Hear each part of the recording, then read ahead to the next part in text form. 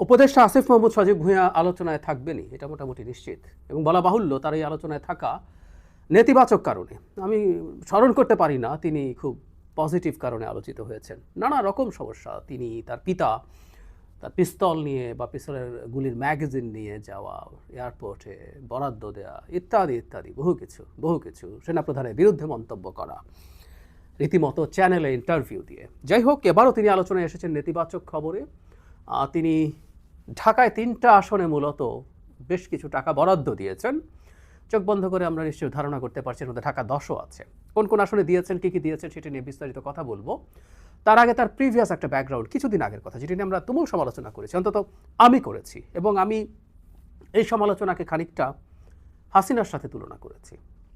ঘটনাটা হচ্ছে তিনি এলজিইডির গ্রামীণ অবকাঠামো যে উন্নয়ন আছে তার বরাদ্দের জন্য কুমিল্লা, এমনিতেই একটা র্যাঙ্কিং আছে, সেই রিপোর্ট আমরা দেখতে পেরেছি, যেখানে গ্রামীণ অবকাঠামো মানে রাস্তা সহ অন্যান্য অবকাঠামো র্যাঙ্কিংয়ের দিক থেকে কুমিল্লার অবস্থান বেশ উঁচুতে, অর্থাৎ ওখানে খুব ভালো অবস্থা আছে।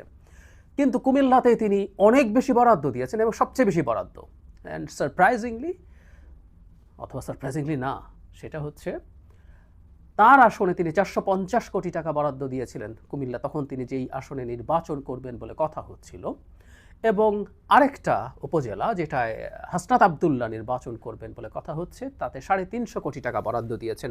এই টাকা কতটা টাকা তার একটা ছোট্ট ইন্ডিকেটর আপনাদেরকে জানাই। আমি আগে এটা নিয়ে কথা বলেছি, সেখানে বলেছিলাম একটা উপজেলায় 450 এবং 350 কোটি টাকা, যেখানে অসাধারণ অবকাঠামো আছে তুলনামূলকভাবে। আর কিছু জেলা আমি একটু পড়ি, পিরোজপুরে 13 কোটি টাকা, পুরো জেলায় 13 কোটি টাকা, খাগড়াছড়ি 14, ঝালকাঠি 15, রাঙামাটি 16, কক্সবাজার 16, জয়পুরহাট 17। মানে এই কয়েকটা জেলায় 13 থেকে 17 কোটি টাকা গোটা জেলায় দেওয়া হয়েছে। আর একটা উপজেলায় 450 কোটি টাকা, এবং পুরো কুমিল্লাতে 2000 কোটি টাকার বেশি ছিল। কথাটা কেন শেখ হাসিনার সাথে তুলনা করছি সেটা একটু বলা ভালো। এই শেখ হাসিনার সময় এটা নিয়ে আমরা খুবই শোরগোল করেছিলাম এবং একটা পর্যায়ে এটা নিয়ে ঝামেলাও হয়েছিল। সেটা হলো বাংলাদেশের বার্ষিক উন্নয়ন কর্মসূচি এডিপি যে বরাদ্দ আছে, সেই বরাদ্দের মধ্যে সবচেয়ে বেশি বরাদ্দ আমরা যেটা অনুমান করি সেটা ঢাকায়, ঠিক আছে, চিটাগংয়ের সেকেন্ড, এটাও অনুমিত। কিন্তু গোপালগঞ্জ জেলায় 5 এটা 2019 সালের একটা স্টাডির রিপোর্ট, গোপালগঞ্জ জেলায় 5.36% বরাদ্দ, একটা জেলায় 5.37। এটাকে আমরা তুলনা করব রংপুর বিভাগে 3.13%। রংপুর বিভাগে 8টা জেলা আছে এবং এই 8টা জেলার মধ্যে 6টা জেলাই হচ্ছে বাংলাদেশের সবচেয়ে দরিদ্র 10টা জেলার মধ্যকার জেলা। তার মানে একটা গোটা বিভাগে অর্ধেকের খানিকটা বেশি বরাদ্দ দেওয়া হচ্ছে গোপালগঞ্জের তুলনায়। আসিফ মাহমুদকে আরেকটু ছাড়িয়ে গেলেন শেখ হাসিনাকে। 450 কোটি টাকা তার উপজেলায় দেন, আরেকটা জেলায় দেন 13 কোটি, 15 কোটি, 17 কোটি টাকা।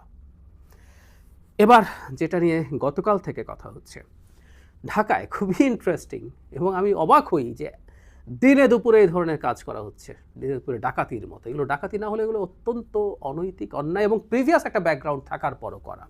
274টা ধর্মীয় সামাজিক প্রতিষ্ঠানে বিশেষ উন্নয়ন বরাদ্দ দেওয়া হয়েছে পুরো ঢাকায়। এর মধ্যে একটা মাত্র পড়েছে 3টা আসনের বাইরে, মানে 273টাই পড়েছে 3টা আসনে। 20টা সংসদীয় আসন আছে, এর মধ্যে একটা পড়েছে বাইরে, 3টার মধ্যে সব। 273টার মধ্যে কোন কোন আসনে? ঢাকা 9, ঢাকা 10, ঢাকা 11 এলাকায়। বিবিসি বাংলা প্রশ্নবস্তু খুঁজতে গিয়ে দেখতে পেয়েছে অর্ধেকের বেশি, অর্থাৎ 145টা মসজিদ, মাদ্রাসা, মন্দিরের অবস্থান ঢাকা 10 অন্তর্ভুক্ত ধানমন্ডি, কলাবাগান, হাজারীবাগ এবং নিউ মার্কেট এলাকায়। কিছুদিন আগে আমরা খেয়াল করেছি আসিফ মাহমুদ সজীব ভূঁইয়া এই সিটে গিয়ে ভোটার হয়েছেন এবং তিনি এখান থেকেই নির্বাচন করবেন বলে কথা তৈরি হয়েছে। এর বাইরে ঢাকা 9 এবং 11 কেন ইন্টারেস্টিং এখানেই দেয়া আছে, সেটা হলো এর মধ্যে একটাই নির্বাচন করছেন নাহিদ ইসলাম, আরেকটায় তাসনিম জারা।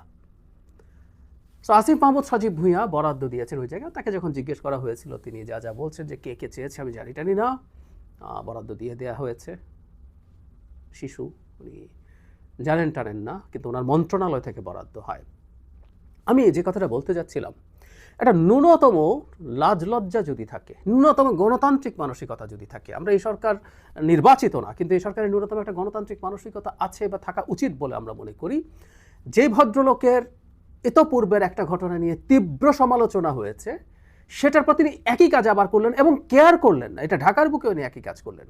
এবারকার বরাদ্দ যে অনেক বড় অঙ্কে তা না, এগুলো খুব বড় অঙ্কের বরাদ্দ না, কিন্তু তারপরও পুরো ঢাকা জেলায় 20টা আসনের মধ্যে 3টা আসনে সব দিয়ে দিয়েছেন এবং নিজের আসনে অর্ধেকের বেশি দিয়ে দিয়েছেন। মানে ন্যূনতম কেয়ার না করা, কতটা তাচ্ছিল্য করা, এগুলো প্রত্যেকটা স্বৈরাচারের সময়কার, শেখ হাসিনার সময়কার আচরণের মতো ছিল। আমি শুধু আসিফ মাহমুদের কথা বলছি না, আমি প্রধান উপদেষ্টাকে এর সাথে রিলেট করতে চাই। এর আগে যখন ওই বরাদ্দটা হয়েছিল ওইটা একনেকে হয়েছিল, কারণ বরাদ্দ যখন 50 কোটি টাকার বেশি হয় কোনো প্রকল্প, আমরা জানি সেটা ন্যাশনাল ইকোনমিক কাউন্সিলে আর হয় না, executive committee on national economic council বা ইসিএনসিতে হয়। তার মানে প্রধান উপদেষ্টা নিজে চেয়ার করেছিলেন সেই মিটিংয়ে যেখানে এটা বরাদ্দটা পাশ হয়েছিল। তো তিনি কি করেছিলেন তখন? এরপর যখন শোরগোল হয় তিনি কি জানতেন না? এখন যখন আবার হচ্ছে তিনি কি কোনো পদক্ষেপ নেবেন? আমি মনে করি না নেবেন। কারণটা কি আমি ঠিক জানি না। আমি বহুবার এই কারণ খোঁজার চেষ্টা করেছি, কারণ আসিফ মাহমুদ সজীব ভুঁইয়া এই এক ব্যক্তি, তার বাবার কন্ট্রাক্টারি, তার বাবার বিভিন্ন রকম অনিয়মের সাথে জড়িত, বিভিন্ন রকম সন্ত্রাসের সাথে জড়িত থাকা, তিনি নিজের যে কথা বলছিলাম যে অস্ত্রের ম্যাগাজিন সহ ধরা পড়া, এবং সবচেয়ে ভয়ঙ্কর যে ব্যাপারটা সেটা হচ্ছে সেনাপ্রধান এবং প্রধান উপদেষ্টার মধ্যে মারাত্মক কনফ্লিক্ট তৈরি করার মতো পরিস্থিতি তৈরির চেষ্টা করেছেন সচেতনভাবে একটা টিভি চ্যানেলে সাক্ষাৎকার দিয়ে। এত কিছুর বড় প্রধান উপদেষ্টা কেন কোনো ব্যবস্থা তার প্রতি নেয়নি?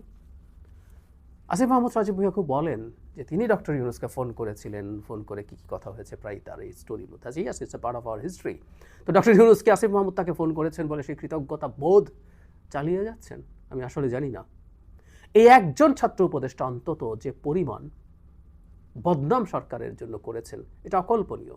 আমার হঠাৎই এখন আমার সাথে মনে পড়লো তার এপিএসকে দুর্নীতির দায়ে দুদক তদন্ত করছে, তার বিদেশে যাওয়া স্থগিত আছে এবং তাকে পদ থেকে সরানো হয়েছে। মানে এটা কি হয় যে এপিএস দুর্নীতিবাজ কিন্তু উপদেষ্টা নন?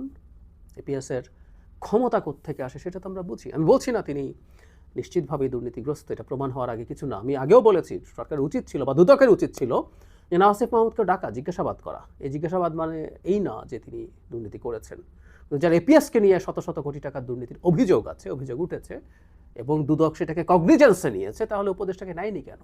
আমি ঠিক জানি না যে এই উপদেষ্টা কেন এরকম করলেন। কিন্তু যেটা সবচেয়ে দুঃখের জায়গা সেটা হচ্ছে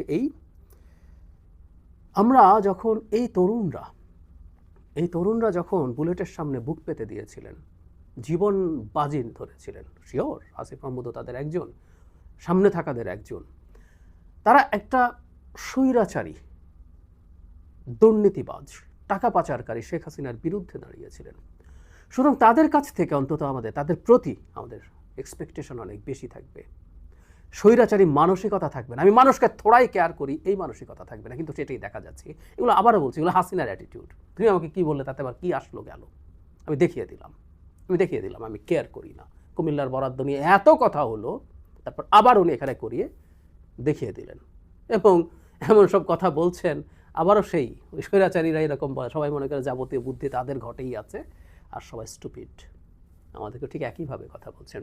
এটাই হতাশার জায়গা, ভীষণ হতাশার জায়গা। এমনকি আমি ব্যক্তিগতভাবে মনে করি নাহিদ ইসলাম বা তাসনিম জারাদেরও উচিত হয়নি এই বরাদ্দগুলো এই জায়গায় নেওয়া। কারণ আমরা এখনও টেকনিক্যালি আসিফ মাহমুদ সজীব ভুঁইয়াকে এনসিপি বলছি না, যদিও খুবই সম্ভাবনা তিনি তাদের সাথেই যুক্ত হবেন। বরাদ্দ দেখে বলা যায় এর আগে তিনি হাসনাত আবদুল্লাহকে বরাদ্দ দিয়েছেন, এবার নাহিদ এবং জারাকে দিয়েছেন।